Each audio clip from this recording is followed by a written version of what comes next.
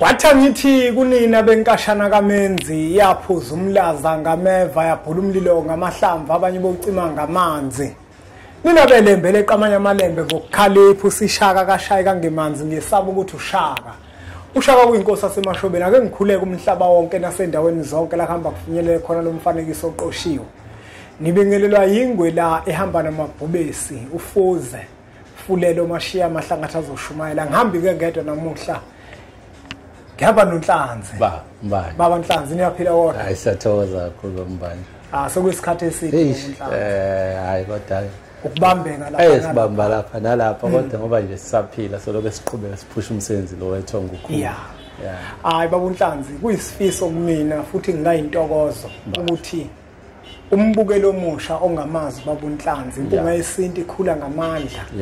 Kunabantu othola ukuthi bayaqala ukubuka umfanekiso oqoshiwe. Ubaba uNhlanzi ubani?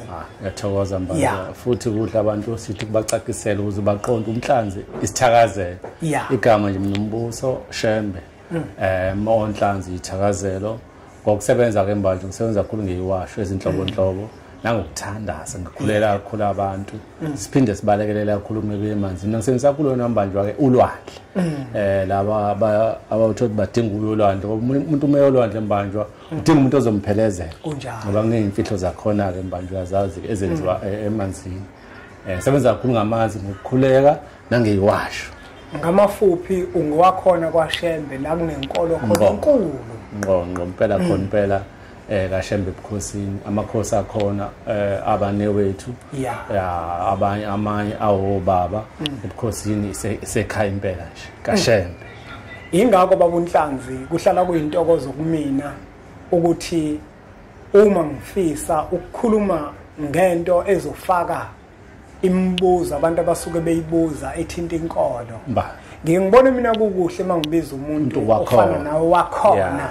hayi ofana nami ophendukile ngoba uzoyikhuluma ehambise ngendlela ezohambisana ne-sideline angayikhulumi ngokweqiniso likaShembe ngoba phela kuneyingxenye ngeyingxenye into efanele siyikhulume nambanjwa afanele sithi masikhenika abantu sibakhenike ngeqiniso likaShembe ngoba kubona abantu bethu abaShembe kunjalo singachemi yayibona siqonde nje baba uNhlanzi namuhla into mfowethu engikubizele yona ngifuna namhlanje ke sibuke indaba yomkhokha basho umkhokha ke baba uNhlanzi singawuhlukanisa ngendlela eziningi siuchaze ngendlela eziningi kodwa siqonde intonye ethi mayenzeka phakathi kwegceke yenzeka iziphinde kungajabuli noyedwa umuntu uma kwenzeka into enhle iziphinda kuona umkhokha loyo ngoba kujabula abantu kodwa makwenzeka into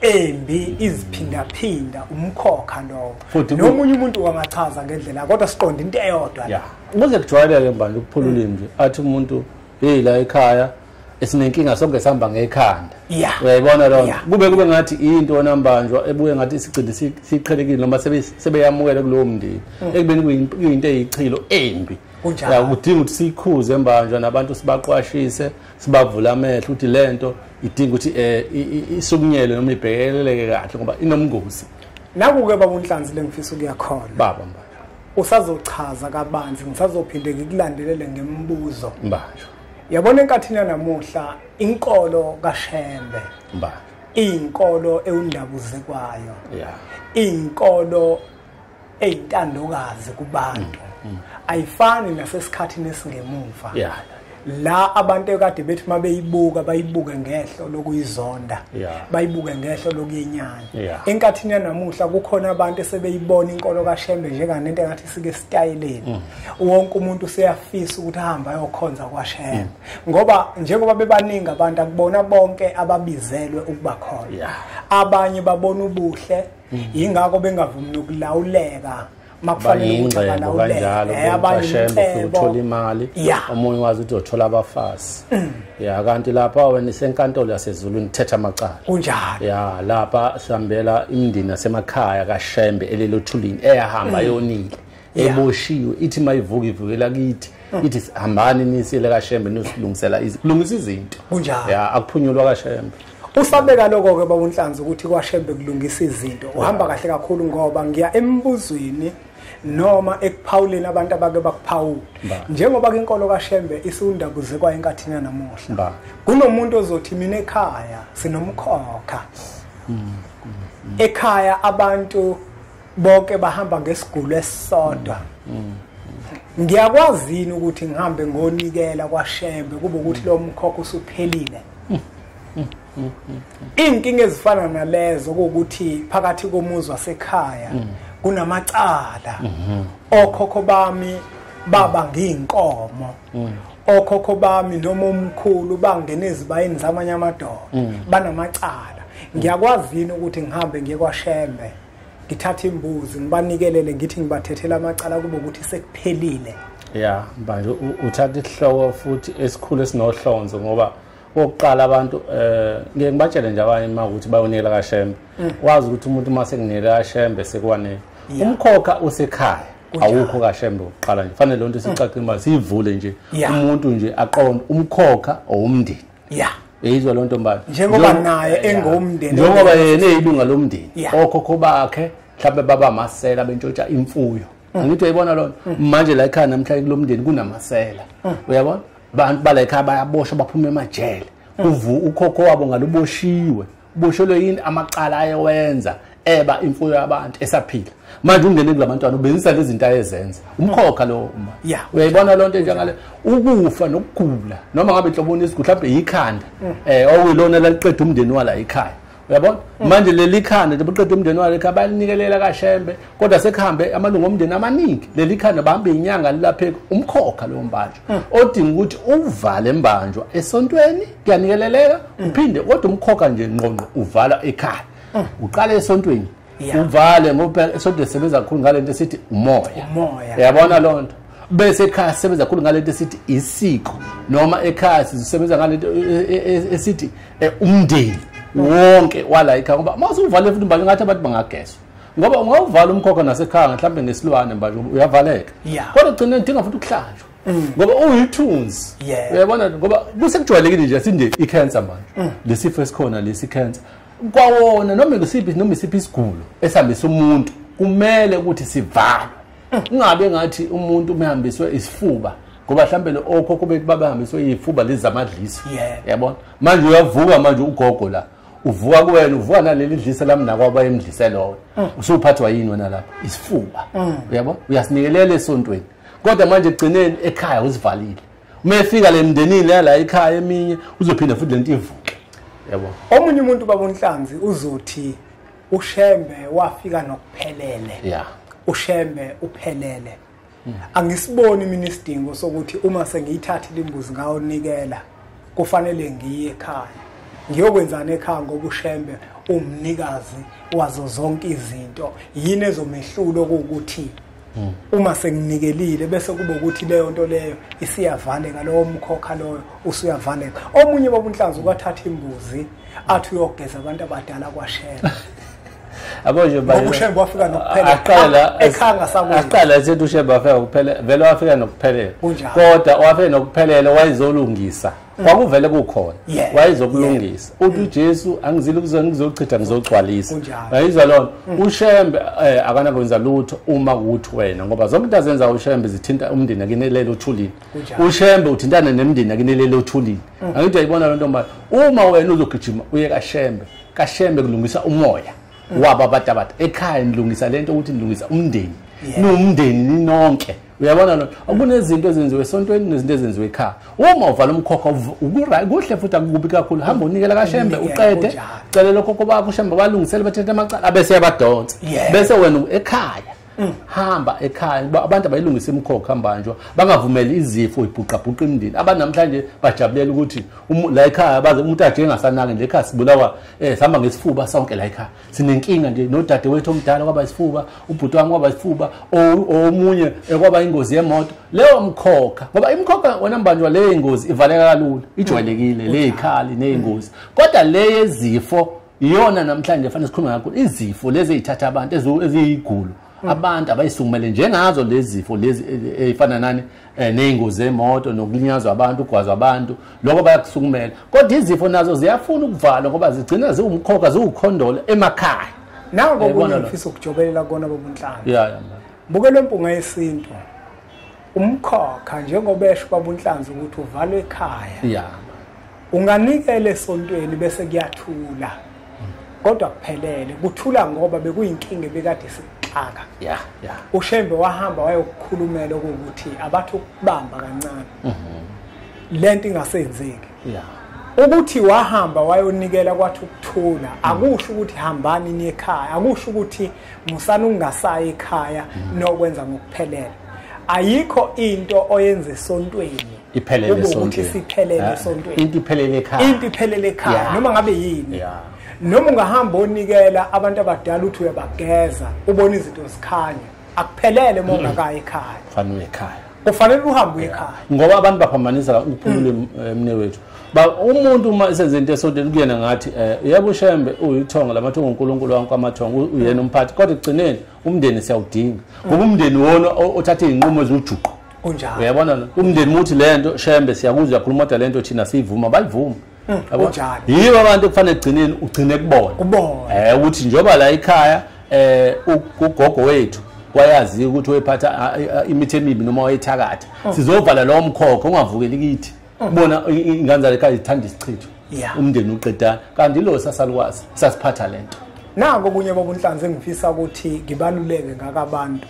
lemphelandaba sekube khona abantu abaningi abake bafika benenkinga eyodwa nabantu laba uma beya kodokotela odokotela bafike babenza ama-operation ngokolimi lwasemizini kodwa bathi mase sebebenzile bangatholi lutho kufane nokuthi manje kade bemsikela ubala kade bemhlinzela amahhala ukhona ke kanti manje inkinga babuNhlanga sabantu siyehluleka ukuthatha imbuzi lo muntu wakithi ohambe waye emakhazeni bafike bamhlinza bakhipha asasamgeza lo muntu simbuyise lezicubo simvale nalenxeba leli lokusikwa ayikhuluma mba athi umefika kokhokho bakhe afike lo muntu engasenawo lomthungo afike engasenawo izicubo zingasaphelele lenxeba leli simbuyisele nezicubo manje umuntu ngenkathi nizomncwaba esikiwe kade ehlinziwe kuzohamba isikhathi phakathi komuzi wakini kube khona umuntu ozoba nento engaqondakala ahlinzwe kungatholakali lutho kanye manje ngokwemvelo akudalile ukuthi umuntu asikwe noma ahlinzwe kunjalo noma ngabe uyateta kodwa sekuyenzeka yini na lento esisho ukuthi ilento ukuthi singayisukumeli into ekuyenzeka mhlawumbe kugogo noma kukhokhokazi uyabona lonto sangayivala uyabona nje amaSulumane konke ayenza enhle nambanje ukuthi mekhamba umuntu mhlawumbe namhlanje kudlula usuku ngakusasa uyafihla ngoba babalekelana ukuthi umuntu afihle ephelele lento yethu ukuthi uthi umuntu atafihle uthola ukuthi izicubu zakhe ayisaphelele igcina namhlanje yasilimaza lento isho inkulu ngoba manje egcineni ilimaza indle emnyama usuyothi ngoba kwasikwa lowa sekuzoba ukhondolo phela kunjalo yabo iphenduka ibe umkhokha futhi yabo ngoba manje egcineni lokukusika futhi abazi ukuvala ukuthi akuphele phela ngabe kusaba khona umuntu othi noma ebeletha noma eteta noma enesifo kube khona isifo uzodinga ukuthi asikwe siyayivala lento sicela ukuthi nina uma kukhona ukufa kukhona kube nini enizolekelela ukuthi la lo mntwana aphile noma aphilise kodwa bangamphilisi ngokumsika ngoba igcina umkhokha manje babuNhlanzi sesiphetha lingathini lakho lokuphetha ukululeka abantu esebenolwazi lokuthi kwaShembe kuyanikelwa kufanele yini umuntu ukuthi uma esenolwazi lokuthi kaShembe kuyanikelwa kuthethwa amacala kodwa bese ahambe ngokuthanda kwakhe umndeni ungavumi into enjalo usuke lo muntu ezokwazini ukuthi asizakale emefika phambili ekubeni ehambe ngenkani umndeni ungavumi manje into ekhuluma inkulu kaShembe kuyanikelwa uyanikela uthole kwesikhathi unikela ungatholi kubalekile umuzi wakaShembe uyonikela uqala ubonisana nomndeni ngoba uma umndeni ungavumi wena uyonikela kanjani uma phela lo nto kufanele ukuthi umuntu ohamba nethunzi khulumisana nomndeni bese uyahamba uyakashembe uyonikela ya kashembe ayikho into engatholakala kodwa yonke into incike emathongeni abantu bakini incike emndenini abantu bakini noma ushemba ngakunika umndeni umuntu ungavumi awuvumi awuzukuthola lutho ngoba manje umndeni uyisisekelo sempilo yakho bese kuba ushembe manje ngisho ukuthi abantu abakhulumisane nemndeni yabo angathi umuntu ngoba esezwe indaba kaShembe usiyagijima bayeke futhi abantu ukuthatha izinto ngedumela into ningayithathi ngoduma futhi ona manje umuntu abe nesineke embanjwa afunde ukuthi uma unikela kunekunikela ukuthi unganikela namhlanje ezizinto zithatha isikhathi kuyenzeka unikele uthola ukuthi abantu bakini bawushiya bagwetshiwe abantu basigodisosizi abanye basemajele kodwa nikela ukujwayela ihlahla liyonikela musu ukunikela usheshe ufuna ukubona namhlanje impendulo ngathi namhlanje nabantu abadla amaphilisi treatment mhlawumbe badla amaphilisi e-TB to 6 months uyayibona lona awunikele izwehlisa umoya uhlahla liyonikela ngoba awazi ukuthi abantu bakini bakulephi udaka noma kulephi ubisha ungathi unikela namhlanje kusasa sifuna impendulo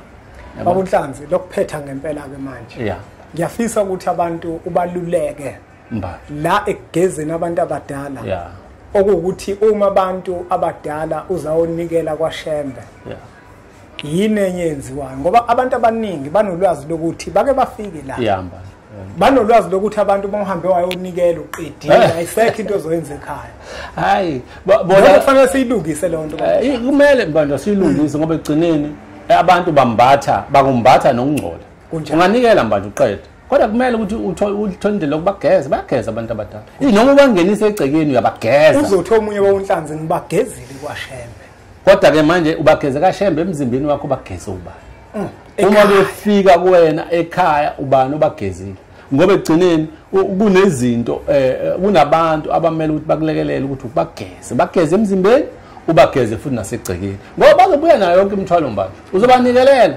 uShembe alungile abalandela bekhona abakhiphe ejele ababeke la egcineni babone izinto ade bezenze ezimbi ngoba awubahlambile abantu abadala bayahlanjwa manje bagezwe ukuze bakambathe ngokukhanya uyabona lona buke lo mpunga yesintu asingageqa amagula ngoba asemuke siyacela ukuthi uqhubeke usubscribe la kule channel lethu enkulu kangaka impunga yesintu TV ubaba uNhlanzi usedle amaningi sakeni baba uNhlanzi ke wakhona kwaShembe lokho akukhulumayo wakuzwanga abadala akafani nami engiphendukile nje ngafika khona la kwaShembe ngikhulume ngento engingayazi mina ungangitshela ukuthi angikhulume ngento yasekhaya ingakho naye ngimlandile ukuthi akezela kwempunga yesintu ngoba ukhuluma ngento yakubo eqonda kahle angeke akwazi ukuthi uma ikhulume ngendlela ezoba nehamba kanti sekulimala abantu kubalekile ukuthi into masiyikhuluma iqonde ukuze nesithunzi sayo ngoba inkulu lento yakwaShembe singagcini sidicileleka phansi baba uNhlanzi abantu uma bekudinga bakuthola kuphi ngiyafisa ukuthi ngokulandelayo sikhulume sibakhumbuza abantu ngemikhiqizo yakoNhlanzi ukuthi basiza kuphi kodwa ke lokho sokwenza ngolunye usuku abantu mabekudinga inamba ikhona manje bayafona bese siyahlela ngoba indawo yokusebenza ikhona sibahlelele umuntu uyafona bese siyamhlela simtshela usingakuphi sina indawo yokusebenza nje iqondile khona ekhaya bayafona abafona asibonge kakhulu umbolo wempunga yesintu ngiphinde ngibonge futhi kubona bonke abantu abangithintile bangithinta besho ukuthi impunga yesintu ihekhiwe ngiyabonga kakhulu bafowethu kunina nonke ngoba nami ngangimatasa kakhulu ngangingaboni lutho kodwa akasijabule ukuthi i-channel yethu isakhona sizozama nathi ukuthi siqinise ngempela ezokuphepha ngoba siyabona ukuthi kube khona la ukuthi sibe budede kukhona kodwa naye lo olokenza lento asengizomshanga izulu manje hayi ngempela sengizomshanga izulu phela ngizocela nje ukuthi ashawe lo phela ngihamba namakhehla wayekwazi ukulakha izulu hayi mshakali awayengaziphathi isibhamu ukuthi umuntu kwakubona ngathi umuthandaza ngathi khona la kushoda kanti uphelele hayi uphelele isekelo umbuyi nomeze ukuhlala ukuthi bazokulwela abaningazi bomsebenzi akunjani bazokulwela ake sithi ke nje impunga. What was that?